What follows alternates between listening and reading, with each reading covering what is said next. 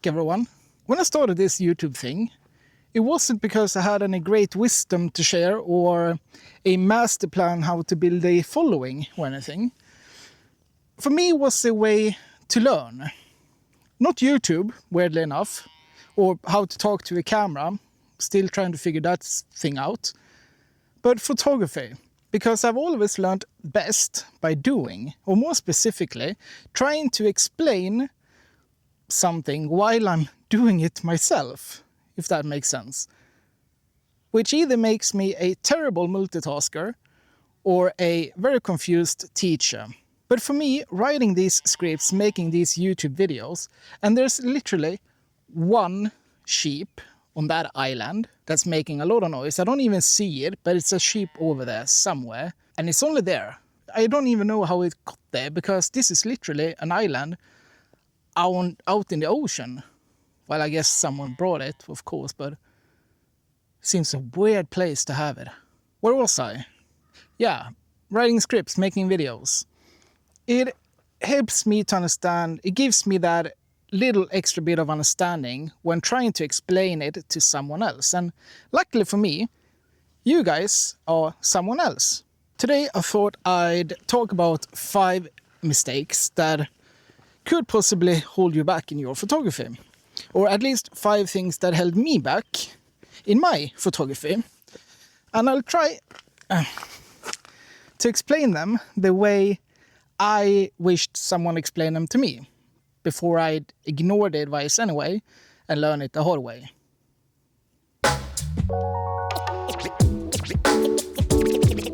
Trying to get paid for the get down. You can't tell me shit now.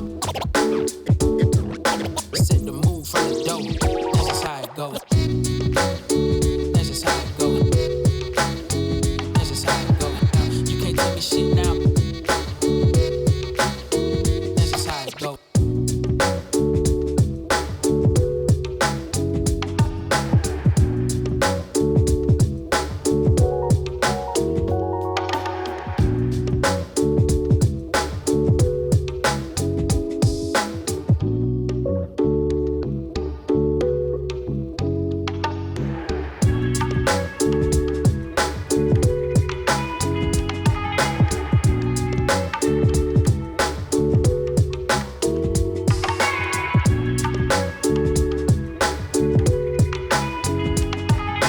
Sometimes I think the hardest part about photography isn't the settings or the gear, but knowing where to start. You see something interesting, or at least you think you see something interesting, so you raise the camera to your eye, and right away everything feels a little bit scattered, like something's off. It doesn't feel like what you saw. You can't figure out what you saw with your eyes. And more often than not, the reason is simple. We haven't really thought of how we're framing things.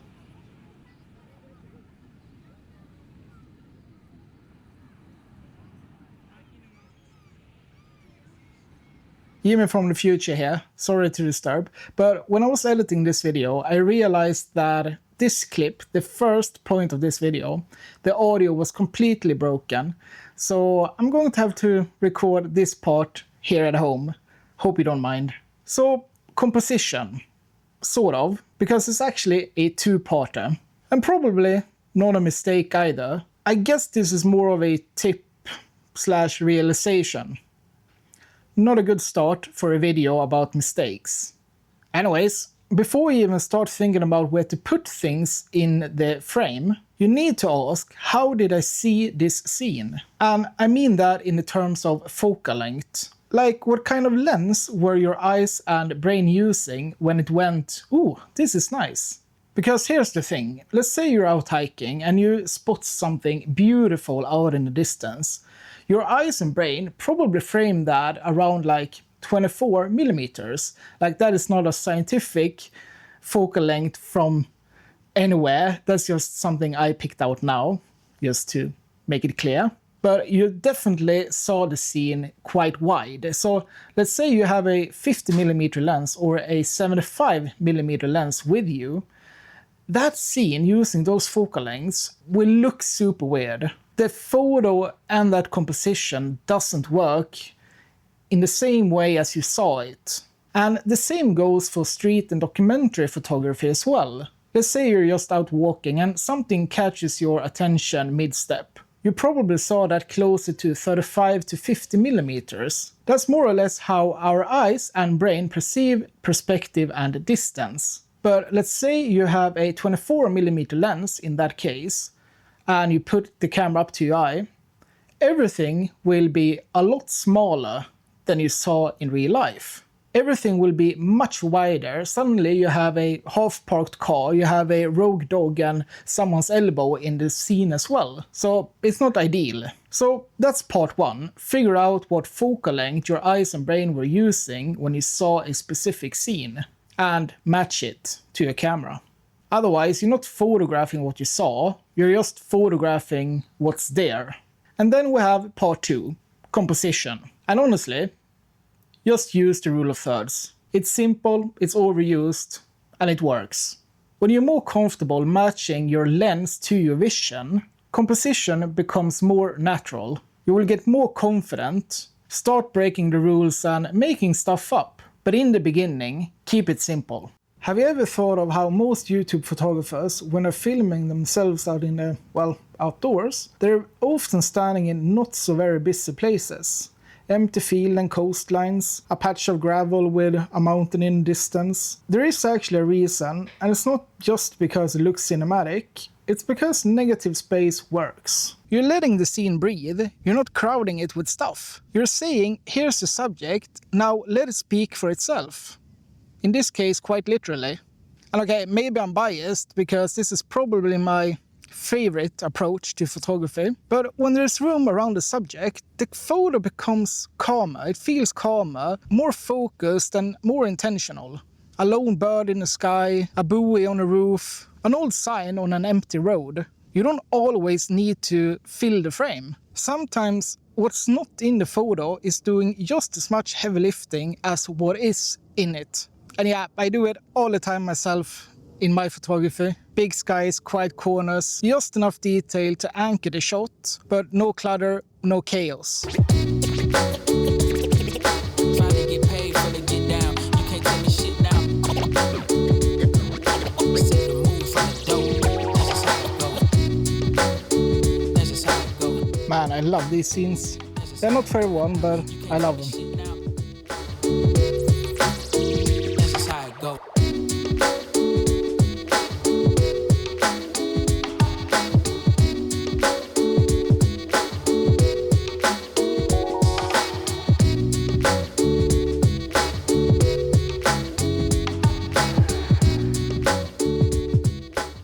Jag tycker det är lite dåligt med sopkorgar och grejs. Det finns inte. Det finns vid badet och så finns det vid Rösten och så kanske vid affären.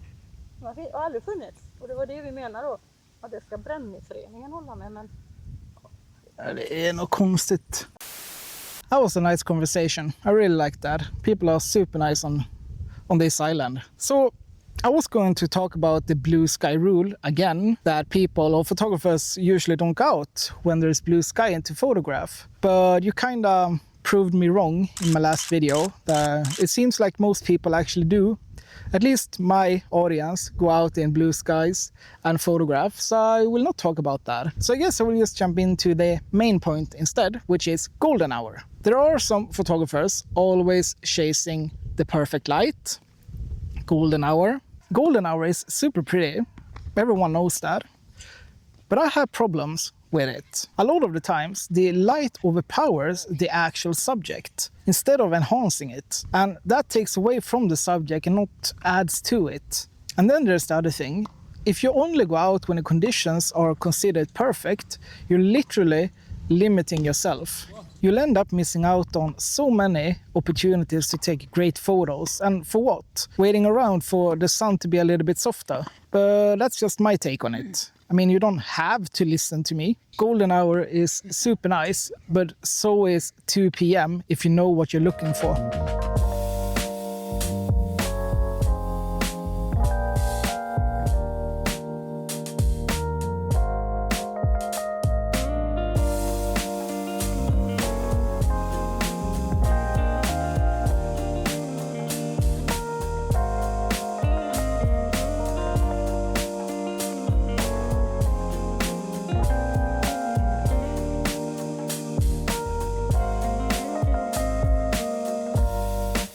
Well, that was a nice cutscene, wasn't it? Completely new place. But this actually kind of ties into the point I'm talking about now, which is moving on. When I was at the island, I didn't find anything in the end. I walked the last like 1.5-2 kilometers and I found nothing. And more people started to show up and taking up a lot of space on the, like not mountains, but stony thingies. Yeah, so I decided now it's time to leave. And as I said, it kind of ties into the point. So yeah, let me explain. Sometimes you find a spot and there's something about it. It has potential, but something's missing. So you stop and wait, and you wait until you've been standing there for 1.5-2 hours and wasted your time. I've done this more times than I can count. So I've started to use something called the 5-minute rule. And the 5-minute rule doesn't mean that you stand there for 5 minutes and then move on. It means that you're observant during those 5 minutes and see how much movement there is in the environment you are shooting in. And I guess this is a little bit subjective, because if you're standing on the top of a mountain somewhere, chances are kind of low that someone would just walk into the frame and let you take the shot. So yeah, you would probably have to wait a little bit longer in that case. But if you're standing somewhere, well, even in a place like this, let's say I need a tractor. Maybe a tractor could come up on this little road. That would be awesome. So if I'm standing here for 5 minutes waiting and just looking around, seeing if there is any tractors going around on this space right now, that will tell me everything I need to know about this place at the current time.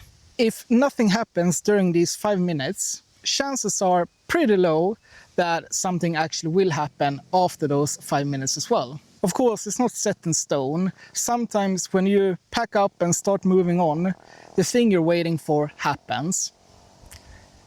Yeah, but I'd rather do this than standing around for 1.5 hours waiting for nothing.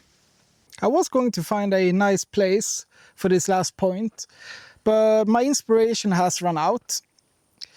I've been out for well over 12 hours. I have 35k steps in. So my inspiration has run out, which is ironic because this last point is about inspiration.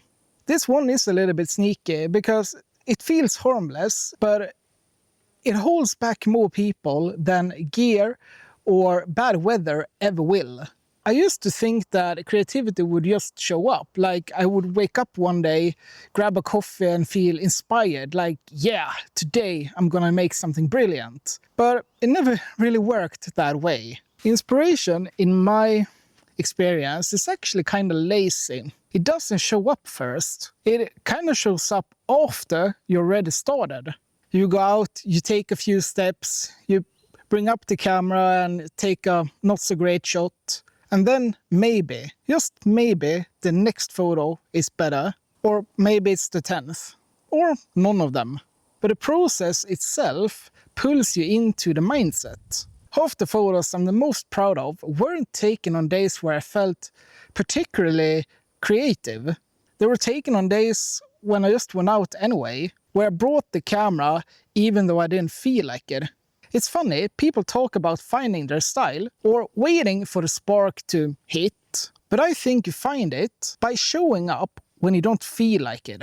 Because if you only shoot when you feel inspired, you'll take like 5 photos a year. If you shoot anyway, you will find the spark along the way. So yeah, don't wait to feel it. Walk until you do, or at the very least, until you're too far from home to turn back.